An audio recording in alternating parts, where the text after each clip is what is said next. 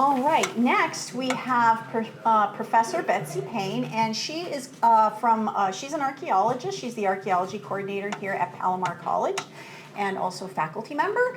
And she's going to be talking about the Archaeology Technician Certificate Program.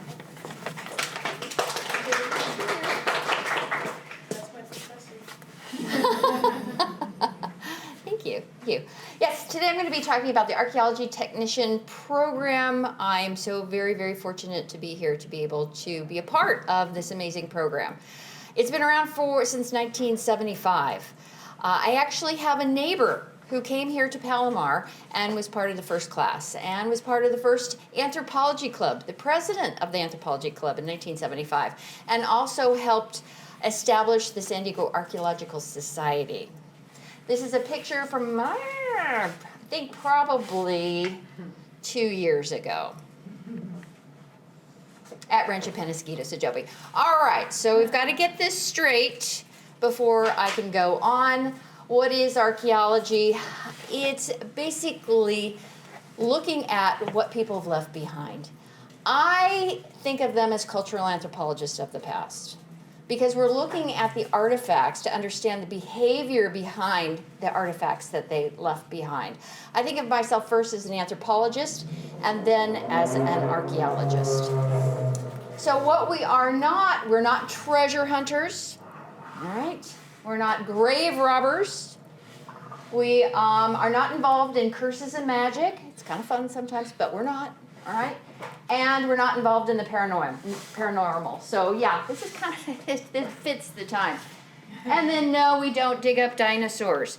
So many, it's amazing how many people think we do, all right? Or we're involved in fossils or in rocks. It's because we do the same thing. We're in the dirt. We kind of look alike, right? But archaeologists, we're very interested in anything that has been left behind or made by humans. All right, so Palomar College, our archaeology certificate program, it used to be a 2-year program. Now it is a 1-year program. So you can get through in a year. We have our archaeology excavation class in the fall. And I'm going to talk to you a little bit more about where we are this fall, where we've been. We have lab analysis class, and then if you haven't taken Introduction to Archaeology or Cultural Anthropology, we suggest you take it in the fall. Then in the spring, we have our field survey class, where we go out to different sites and do survey, and to Borrego, up into the mountains. I have here cultural resource management. It has now been renamed to applied archaeology. So we talk to students about different types of careers you can have in archaeology, working for the Forest Service, or for county parks, or for a CRM firm. And then one elective, we ask that students choose between taking a Native American or American Indian Studies course. That is now going to become required, or they can take historical archaeology or GIS. All right, so what can you do as an archaeologist? And it's very interesting talking to students of how many students have gone through talking to their parents about, I want to be an archaeologist. And parents looking like deer in the headlights, right? What? You want to be an archaeologist? Well, we help them to tell their parents and themselves what they can do as an archaeologist. You can get involved with cultural resource management. We have companies here that hire techs and full-time archaeologists. Terrestrial, on the land or underwater. More and more we're seeing underwater because of projects that are happening here in California. Forest Service archaeologists, we actually have one of our students right now on their last round of interviews for the Forest Service to become a Forest Service archaeologist. National Park Service archaeologists, artifact curation and conservation, and we have a talk today by one of our students. We'll talk about that as well. And also a college professor. So additional things that we suggest our students take. Number one is GIS. We have a really good relationship with our GIS program here at Palomar College. you either have to know a lot about it, or we suggest you know a lot about it if you're going to get in the field of archaeology. Drones. Drones, I'm going to show you some of the things that we've been using with drones. And I think it's important that students know about that as well. All right, so who are our students? Right, we have students right out of high school. All right. We also have Palomar students working toward their transfer degree. Maybe they're in their second year here. Dual enrolled students attending CSUSM, San Diego State, UCSD, but need that hands-on experience. It's amazing how many students we have that already have their degrees that are coming to us to get that hands-on experience. Or they're dual enrolled, they don't have those degrees yet, or they already have their BAs. We also have students that already have their MAs, or students who have much higher degrees than that, but are coming back and they're shifting, their careers. So with our program right now, I'd say 60% of our students already have a BA, all right? And then we have 3 graduate students in our program right now too. All right, so what is this? All right, well, I'm going to tell you where we are right now.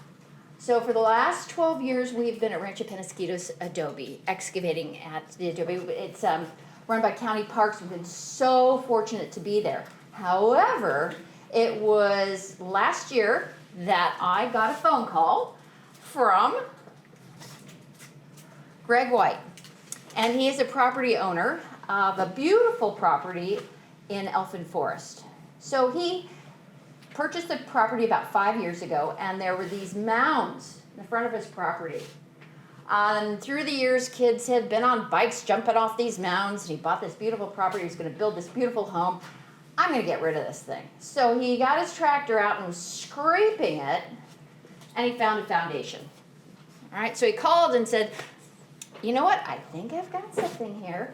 And, I don't know if we were going to listen to him or not, but he started naming the historian that he was working with. Her name is Alexa Clausen.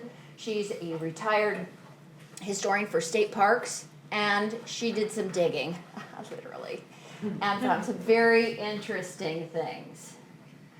All right, we found out that Elena, what do I have here? Elena Couts, or Elena Parker Deer, owned this property. And it's like, who is this person?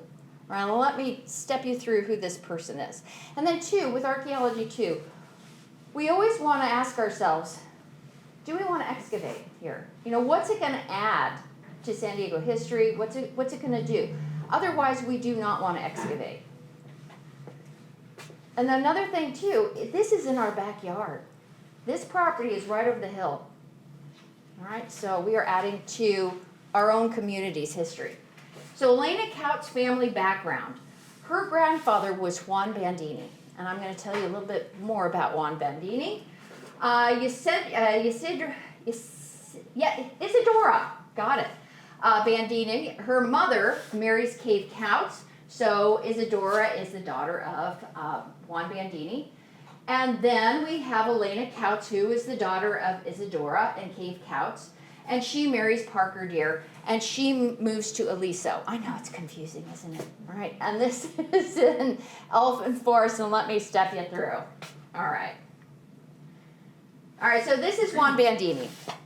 All right, why is this so important? I'm going to read here. Elena's grandfather, Juan Bandini, was a public figure, politician, and ranchero. He is best known for his role in the development of San Diego in the mid-19th century. I mean, that's some pretty, impressive California, San Diego history. And if you've ever been here, this is Old Town.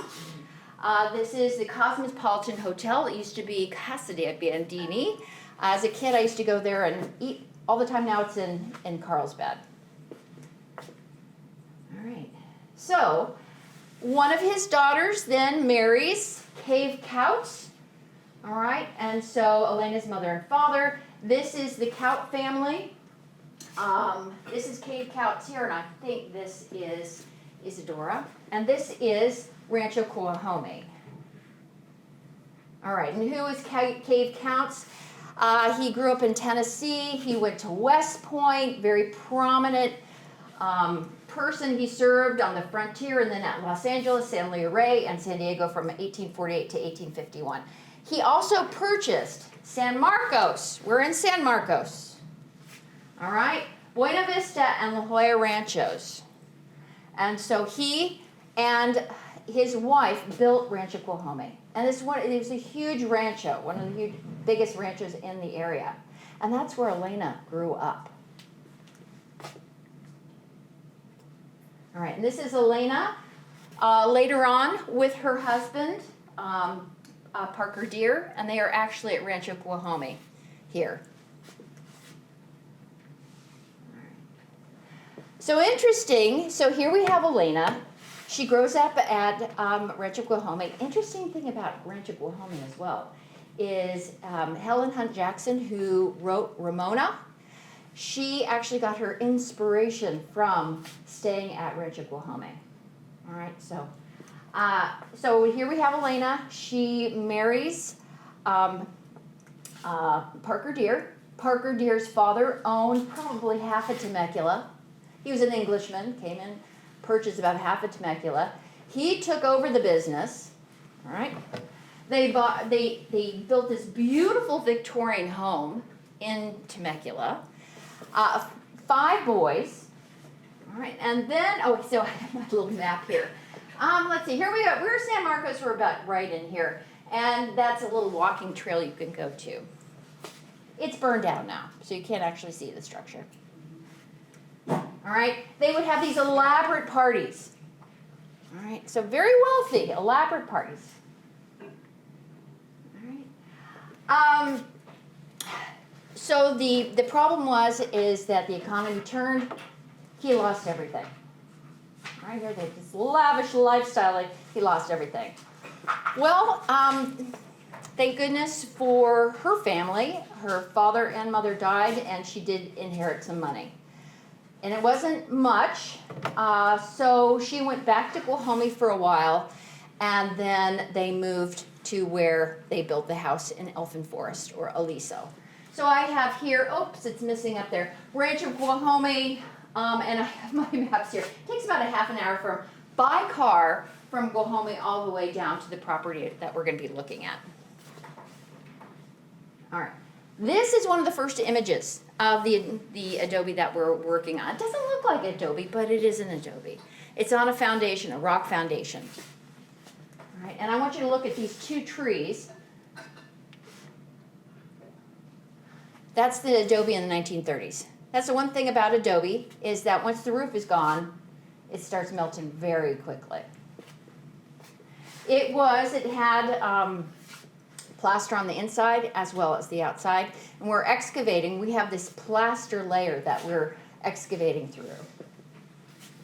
All right, I think this is a cool picture. This is nice. Well, can you tell when this was taken? The 1960s. Look at the hairdo. All right. So you go from the 1930s. Now even more so, you see the adobe walls getting smaller and smaller. All right, and these are just where it's located. We have Escondido, we have Oceanside, San Marcos. Where are we located?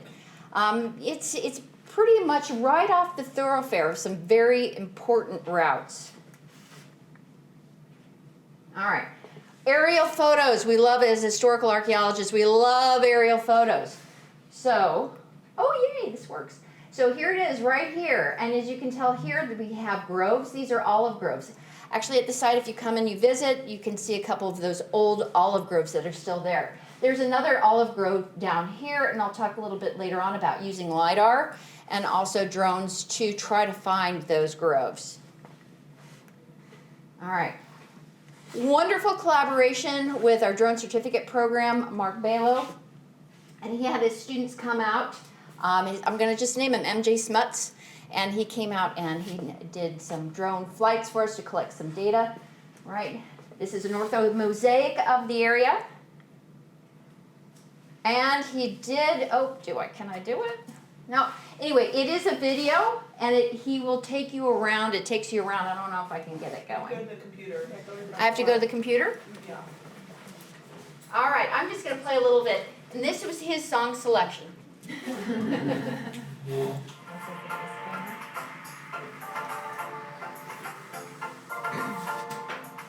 This is one of our first days out there. It was last spring, and we're doing some survey work as well.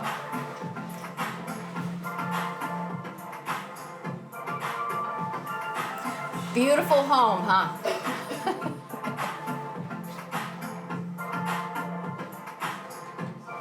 There's Professor Amy and Professor Mobilia.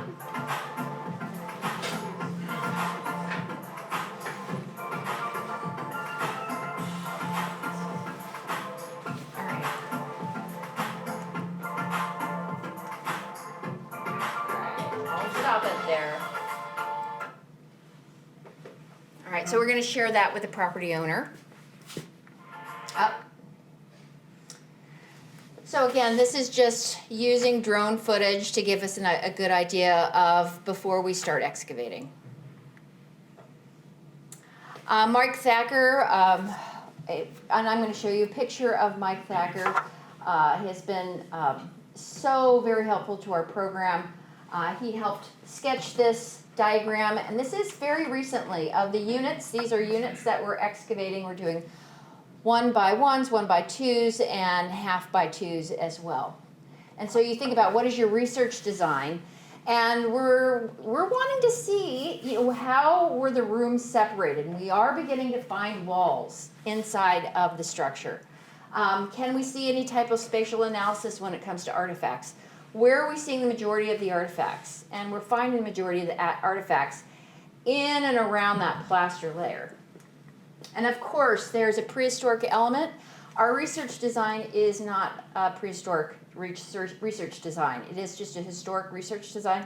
We have representatives from the Rincon Luiseño Band of Indians who come out and monitor, and they've asked us to not take the artifacts off-site, so we are keeping them there, and asked us not to photograph them, so we will be sketching some of the main artifacts. So this is the property owner, and this is Alexa Clausen, and she is our historian. All right, and I'm just going to show you some wonderful pictures of our class, and these are our students. You can take an excavation class, and we have students here today that are taking our classes. She's at UCSD now, graduate school, San Diego State, and she is at San Diego State as a graduate student. All right. Wet screening. This was last spring, it was kind of cold.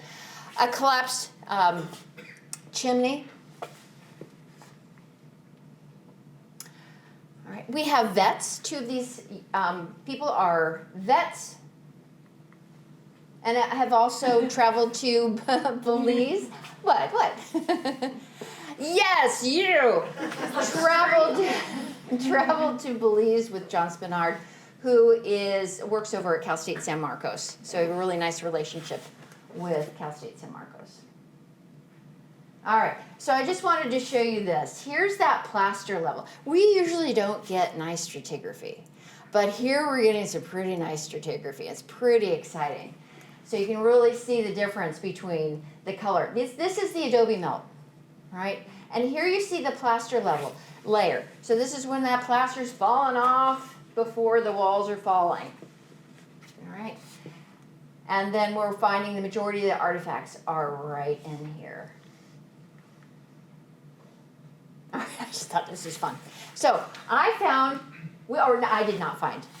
One of the students found this little bird. I thought that was adorable. It's like, what is that? So where do you think I went? eBay, right? And so I found it, right? And I was going to buy it. And he basically told me that it had already been sold. So bummed out. And it's about this big, right? All right, yeah, so part of a door, or the fixings for the door. All right, door hinge. All right, I just want to say our collaboration with our drone program as well. This is Mark Balo. He brought out his students, and they are doing LiDAR. They're Going to be bringing out some other equipment as well to look at the whole area, look for any other adobes, look for the other orchard. All right, and our student accomplishments, got to do that. All right, we do independent research here at Palomar College with our archaeology students of the collections that we have here 2 years ago. These are the students that presented original work at the SCAs. All right, and it was Kimberly. Oh, I'm just going to go back. It was Kimberly. She won Student Poster Award, competing with students at four-year colleges as well as graduate students from Cal State and UCs. Am I a little proud? Are we a little proud? Yeah, we are. All right.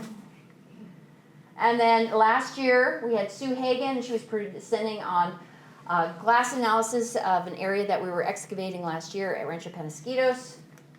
And we had Zhang McCunney. Is it McKinney? McCunney. McCunney, I knew it for the first time.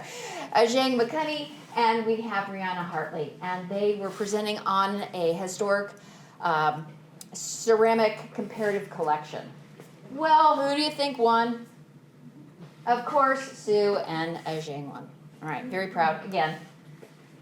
All right. Okay, we have students that go to travel. We really try to. So 3 years in a row, we have Casey Van going to Mongolia. And you'll hear her talk a little later on about Mongolia. And we have students going to Togo. And actually, yes, I have you here, Zhang, and we have Alex, and we have Jessica. And it was traveling and working with one of our professors, retired professors, who does his work in Togo. And we have a foundation here at Palomar College that helps them with that. All right, students off to graduate school. Let's see, okay, I'm hurrying up here. All right, and our team, Professor Amy, myself, and I want to thank Mike Thacker, and of course, this is my last slide, our special thanks to our student mentors. I think they're fantastic. So, thank you very much. Please sign up.